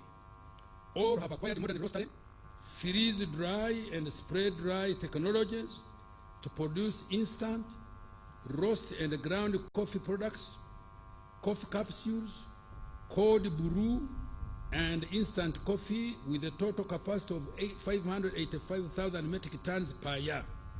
One of the facilities is complete, while the other is 62% complete. Government will support the completion and expansion of these facilities, the operationalization and market penetration of the products on the local, regional, and international market.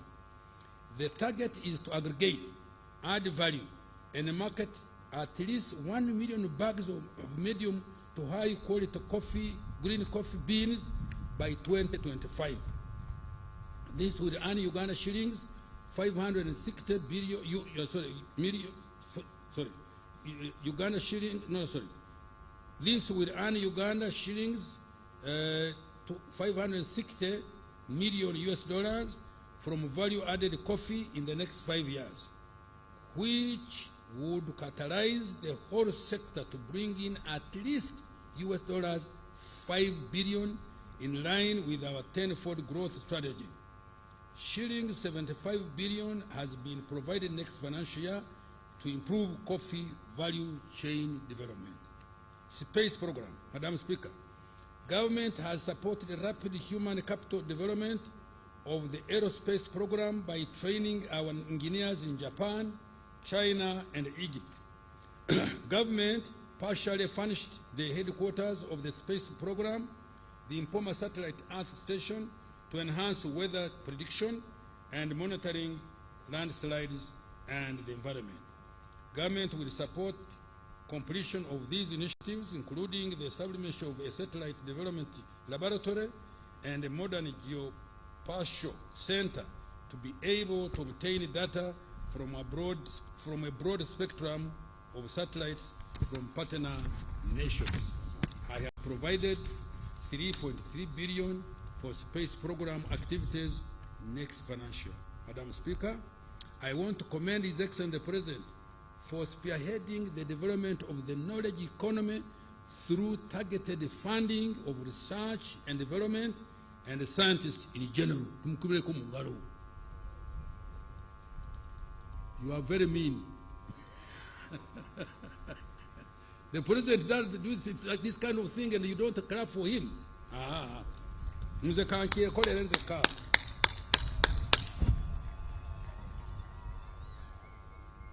Mineral development now. I'm moving to mineral development. Madam Speaker, mineral development is another growth accelerator that has been earmarked by government to expand Uganda's economy by 10-fold. It is going to support resource-based industrialization into light manufacturing and high-tech exports. During the financial year we are ending, the following have been achieved in the mineral sector. 1. The entire country has now been fully mapped using airborne and ground geophysical technologies. 2.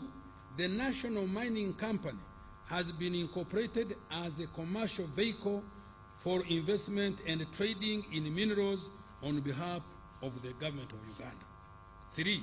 Several key mineral development projects and mineral value addition centers have been developed, including Wagagai for gold mining in Busia, rare earth metals in Bugweri, a graphite project in Kitgum, limestone mining project by Sunbird Resource Limited in Moroto, and 7 gold refineries in Kampala, among others. Mrs. Woodcross Tin Smelting Company has established a tin smelter in western Uganda to produce tin ingots to 99.95% tin grade. Madam Speaker, next financial year, I have allocated 41.55 billion to undertake the following interventions for further mineral developments. Fast-tracking quantification and market studies for all minerals for the purpose of investor promotion. 2. Operationalizing the National Mining Company. 3. Further reviewing and strengthening the fiscal regime for minerals, including regulations of artisan and small-scale miners. 4. Developing the e-government mineral production system and data bank for mineral statistics. 5. Commencing construction of Busia and Moroto beneficiation centers and strengthening the Ntungamo and Fort Portal centers. 6.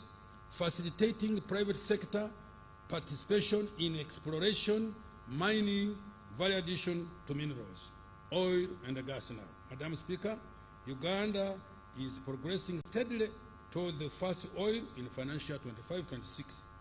During the financial year we are ending, the following have been achieved. 1. The upstream petroleum project has advanced with drilling works in preparation for production. 2. The East African Crude Oil Pipeline, EACOP, project is on track with 500 kilometers of pipeline delivered in Tanzania. The target is to lay 100 kilometers per month. 3. The thermal insulation plant for heating the EACOP in Tabora, Tanzania was commissioned in March this year. 4.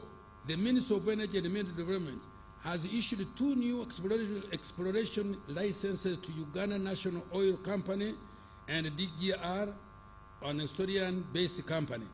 5. The planned 60,000 barrels per day refinery in Kabale, Chikube district, is progressing very well. The land for the project sites and associated terminal has already been acquired by government. Technical designs for the project are ready. Government is working with Alpha MBM investments from the United Arab Emirates to build the refinery. 6. Government enforcement of the national content policy has ensured that up to 93% jobs in the oil and the gas sector go to Ugandans. A total of 13,670 jobs so far have been given. 7. In addition, the companies investing in the oil and the gas sector are contracting locally. Since 2021, contracts worth $1.796 billion have been awarded to Ugandan companies out of the total contract investment of $7.162 billion. Madam Speaker, in a bid to ensure security of supply of petroleum products, UNOC, in partnership with the private sector, will commence the importation of all our petroleum products beginning in the first week of July this year, which is very near. Madam Speaker, next financial year I have provided shillings 920.68 billion for the oil and the gas sector to prioritize the following. 1. Development of the East African crude oil pipeline hub in Tanga.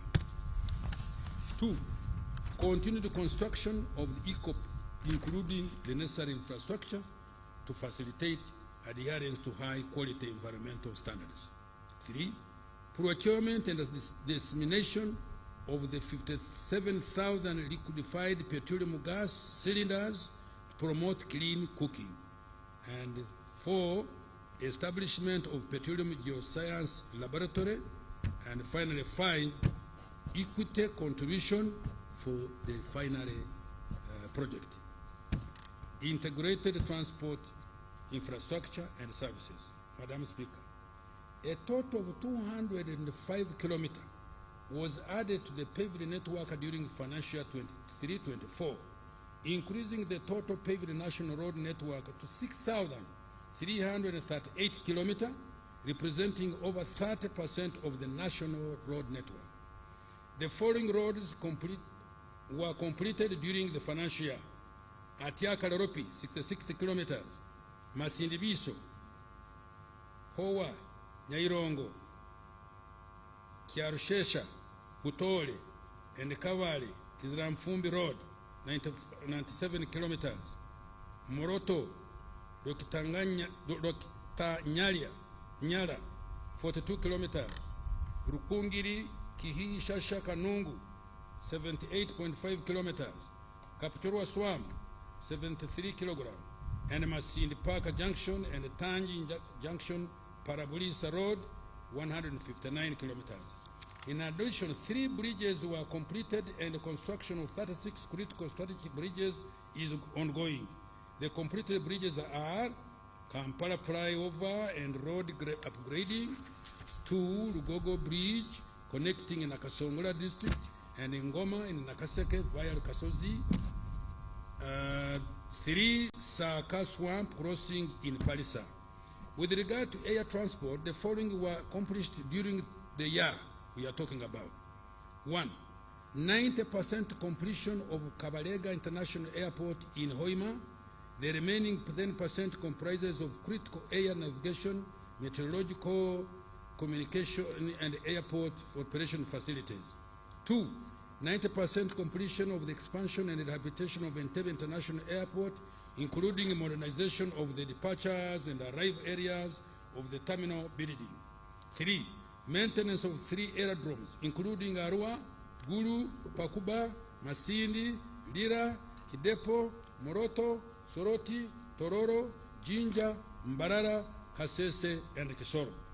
Madam Speaker, with regard to water transport, the following were accomplished during the financial year we are talking about, we are winding up. 1. Completed the construction of 3 strategic ferries, namely Amuru Rhino Camp Ferry and 2 ferries for Bukungu, Kagwara, Kabera Maido route on Lake Kyoga. 2. Completed the construction of the Maritime Training Institute in Namasagali and commenced construction works for the Maritime Rescue Coordination Center at Mwanza. 3. Completed 46% construction works for search and rescue centers at Kazi and 25% at Kaiso, Panimu, Zengebe landing sites. 4. Continued with the development of new Kampala port at Bukasa. With regard to railway transport, the following were accomplished during this financial year. 1. Acquired a 161-kilometer corridor for the standard gauge railway between Tororo and Mayuge. 2. 28% completion of rehabilitation of Tororo Gulu meter gauge railway. 3. Completed emergency refurbishment and rehabilitation of the Malaba Kampala Namamve meter gauge railway. Madam Speaker, during financial 24-25, more focus will be put on maintenance of roads we have built, building a few new strategic roads, accelerated rehabilitation of the meter gauge railway, and the commencement of construction of the standard gauge railway.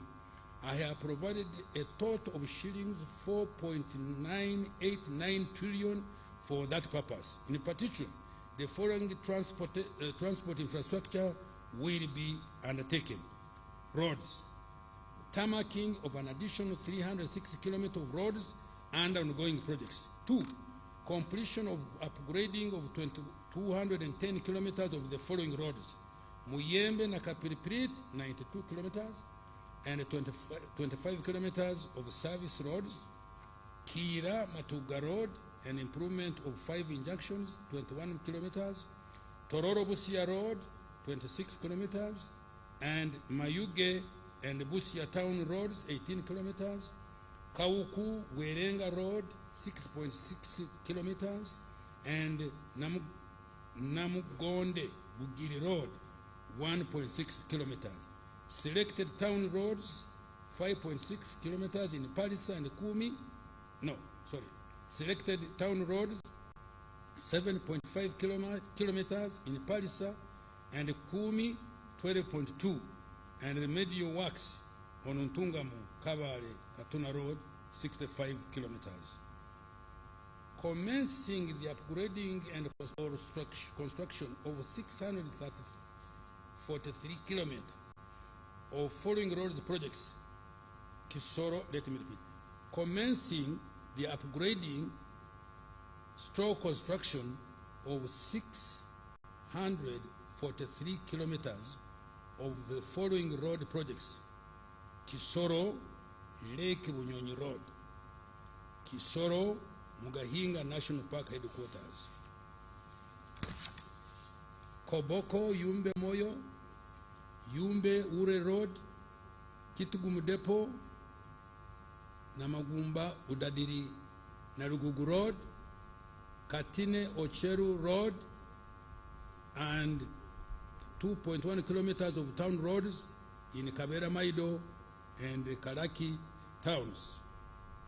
Kienjojo, Kihura Wizi, Wamwanja, Kahumpe, and Empara Wiz, Iganga, Guropa, Kamuli, and Jinja, Mburamuti, Kamuli, Bukungu, and Jinja City Roads, Kisubi, Nakauka, Natete, Nakauka, Kasanje, Mpigi, Nakauka, Mauguru, Nanziga, Maya, Kasanje, Bwawaya. Upgrading to bitumen standards tarmac, 16.9 kilometers of roads in the Greater Kampala metropolitan area and the Gomba district. Completing the construction of 22 kilometers of Kayunga Nabuganyi Road. 6. Completing the construction of Kakiri Masulita Mawale Road. 7. Rehabilitation of over 10,000 kilometers of national and community access roads in various parts of the country. This will be in addition to routine maintenance under the Uganda Road Fund. 8. Commencing the construction works for Masaka, Kyotera, Mutukura Road, and rehabilitation of Nyendo, Vira Maria Road, and access roads. 9. Continuing with the ongoing construction of up 30 bridges and structures on the national roads, including Ara, Anzu, Gazi, Rhino Camp, Acha, Rhino Camp, Lugogo Swamp Crossing, Nabuhajia, Nambora, Namsimeri, Sahana, Kamisaru bridges, Rubonji Bridge, Maziba, Kiruruma, Wembio, Kajweng bridges, Kamirwa, Nyakambu, Kochi, Osu, Odrua, Dunga, Mahoma, Mpanga, Nabuswa, and Perepa bridges, among others. Development of water ferries. Madam Speaker, the construction of 2 Lake Bunyonyi ferries is currently underway and will be completed next financial year. Now, air transport. Madam Speaker, shillings 162 billion has been provided for completion and operationalization of Kabalega International Airport in Hoima, and plans are underway to acquire at least 2 mid-range aircraft and 2 cargo aircraft to facilitate exports in the medium term. Information and Communication Technology, ICT. Madam Speaker, during the financial year we are concluding, the following have been achieved in the ICT sector. 1. A total of 4,354 kilometers of fiber cable have been laid across the country, connecting 1,523 key government service delivery units to the national backbone infrastructure. 2. The internet penetration in the country has increased 64% from 25% in 2017, and the share of government services provided online is now at 40%, up from 20% registered in 2017. 3. A PDM information system has been developed and rolled out in all the 10,505 parishes across the country. Madam Speaker, next financial year, I have provided shillings 246 billion to continue developing the ICT and digital transformation through the following interventions. 1. Further expansion of internet connectivity and digital infrastructure across the country. 2. Continuing the rollout of digital services across government to improve efficiency of service delivery and transparency and accountability. 3. Leveraging business process outsourcing and ICT to create employment opportunities for our young people. 4. Digital skilling to increase adoption of the digital services. And 5. Cyber security, data protection, and privacy. Energy development. Madam Speaker, the country's power generation capacity has increased by 600 megawatt from 1,376 megawatt to 1,978.1 megawatt, following the connection of Karuma Hydropower Dam to the national grid. The electricity transmission capacity has now increased to 4,218 kilometers of high voltage from 3,500 kilometers in 2020. In the next financial year, I have provided shillings 982.56 billion to undertake the following. 1. Increase access to electricity through grid expansion and connectivity projects. 2. More investment in construction of transmission and distribution networks targeting load centers to promote value addition. 3. Improving the quality of power supply through systematic operation and maintenance of existing power infrastructure. 4. Increasing access to clean energy by supporting clean cooking technologies. 5. Development of 5 microgrid power plants using wind and solar hybrid in Karamoja. And 6. Preparatory activities for the 8,400 megawatt nuclear power plant in Uyende district. Industrial development and manufacturing. Madam Speaker, in our 10-fold growth strategy, government is going to step up efforts to accelerate the diversification of the economy, add value to raw materials to boost exports, and import substitution to continue reducing our export and also build more basic industries to produce items that Ugandans use on a daily basis, such as sugar, soap, cooking oil, clothes, medicines, construction materials, etc.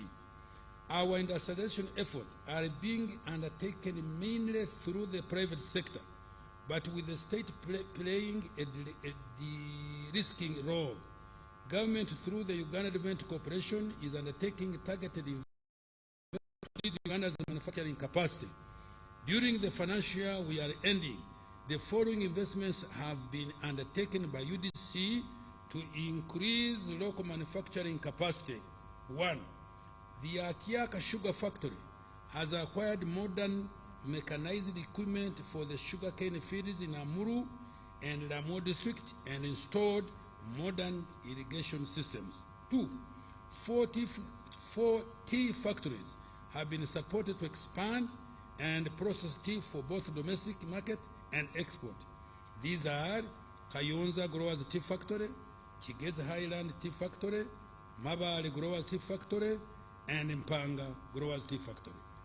Continued support to Mutuma Commercial Agencies Limited in Luuka District to produce intermediary and final products such as surgical cotton, cotton cake, soap stock, and cotton seed oil. 4. Investment in Bukona Agro Processes Limited in Nyoya District to process cassava and cereals into ethanol for cooking. It produces 40,000 liters of ethanol per day. 5. Investment in Budadiri Arabic Coffee Mills Limited in Soronko District to process coffee for export. 6. Additional investment in Sorot Fruit Factory Limited that is processing 6 metric tons of fruit, mangoes, and oranges per hour into fruit concentrates and juice. And 7. UDC has also invested in the East African Medical Vitals Limited, manufacturers of examination and surgical gloves, to increase the company's production capacity to create jobs and also save the country foreign exchange through import substitution. Madam Speaker, government is also continuing to develop industrial parks to provide investors with required infrastructure and utilities. Work is in progress in Namamve Park with 190 companies operating, Liyoa Shen Park in Kapeka, 19 companies, Sino-Uganda Industrial Park in Mbale, 18 companies, Luzira Park, 11 companies, Weyogere Park, 8 companies, and MMP in Wikwe, 7 companies. Other operational industrial parks include Jinja, Soroti, Kasese, Mbarara, Tiatanga Mukono Industrial Park. So far, over shilling 3.5 billion have been invested in these parks in the form of foreign direct investment. Over 266,812 direct and indirect jobs have so far been created. Security, good governance, and rule of law. Madam Speaker, peace and security, as well as the rule of law, are the foundation for all other things we aspire to achieve. It is the bedrock for socio-economic transformation, democracy, and all the human rights and freedoms we all cherish. Accordingly, we have done before, as we have done before, government will continue to prioritize peace, security, and the rule of law. Next financial year, I have provided a total of 9.566 trillion, of which 481.4 billion is for administration of justice to ensure that Uganda remains a peaceful and accountable country with law-abiding citizens. Some of the priorities in these programs include security of person and property. 1. Strengthening the capacity of security agencies to address emerging security threats and ensuring combat readiness of security agencies to protect life and property. 2. Enhancing military capacity through acquisition of various assets and strengthening the surveillance infrastructure. 3. Supporting joint military operations in the region. 4. Building effective crime response system targeting sophisticated crimes such as terrorism, other transnational crimes, arms proliferation, illegal entry into our country, money laundering, cyber crime, espionage, smuggling of contraband, human trafficking, and others. 5. Supporting the civil authorities in combating threats as well as managing the refugees in line with our refugee policy. And 6. Improving the welfare of the military, police, prisoners, ESO, and ESO personnel through salary enhancement. Justice, law, and order. Strengthening justice, law, and order service delivery systems by A. Recruiting 10 more high court judges in commercial and land divisions to enhance adjudication of commercial and land cases to eliminate backlog. B. Recruiting 5 more justices of Court of Appeal in line with Judicature Amendment Act 2024. C. More investment in court automation to cover an additional 10 courts to enhance efficiency, reduce human contact, by extension reduce incidents of corruption. D. Promotion of alternative dispute resolution mechanism to complement the formal adjudication of cases. E. Starting construction of regional courts of appeal in Imbarara and Gulu, high courts in Hoima and Masindi, chief magistrate courts in Amorota, Buro, Rakai, and Katine, and magistrates grade 1 courts in Busembatia, Nyarushanje, Rubuguri, and Adwari. F. Promoting the use of scientific evidence in investigation and prosecution of cases, including construction of the National DNA Data Bank at the Government Analytical Laboratories at Wandegeya. G. Mass enrollment for and renewal of national IDs and automation of immigration and business registration services. H. Reforming laws and the due process to ensure faster and expeditious resolution of disputes, among others. Natural disaster response and management. Madam Speaker, I'm about to close. During financial year 23-24, government supported 93,930 households with relief food and non-food items across the country. Next financial year, I have provided shillings 18.1 billion plus a contingency fund of 146.26 billion to support disaster response and management, including operationalization of the National Disaster Risk Management Plan. 2. Support 50,000 households with food and non-food items across the country. 3. Provision of funds to Uganda Red Cross Society to support disaster victims. And 4. Supporting the resettlement of 1,000 households that were displaced by landslides and floods in the Elgon region, including the districts of Duda, Manafa, Bulambuli, Namisindwa, and Soronko. Government strategy for financial 24-25 and the medium term. Madam Speaker, in line with the HE President's guidance, my ministry, in collaboration with the National Planning Authority, has developed a strategy for growing Uganda's economy tenfold. The target is to expand the size of the economy from about $50 billion last year to $500 billion by 2040. Government has identified 4 anchor sectors to drive this growth. These are agro-industrialization, tourism development, mineral development including oil and gas, and science, technology, and innovation including ICT.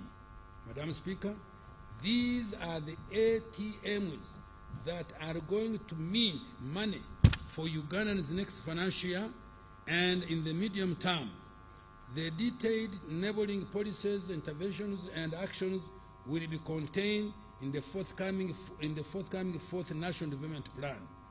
Madam Speaker, to achieve this ambitious goal in the next 15 years, we must deliberately and pragmatically do the following. 1. Double the size of GDP every 5 years for the remaining 3 national development plans. 2. Raise per capita GDP 6-fold from the current US dollars 1,146 to about US dollars 7,000 in financial year 2039-40. 3. Double the level of savings in the economy from 20% of GDP to 40% of GDP in 2040. 4.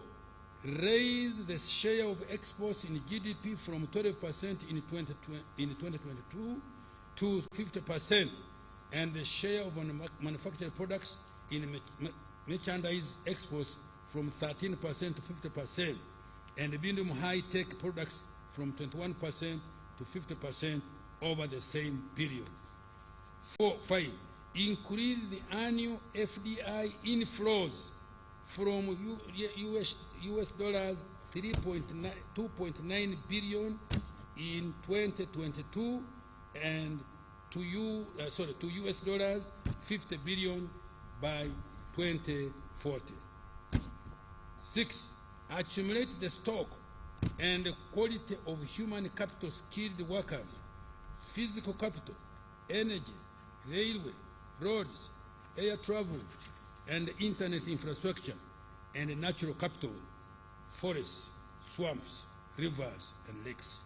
Madam Speaker, the success factors of this strategy are: 1. Enhancing the capacity for effective national defense institutions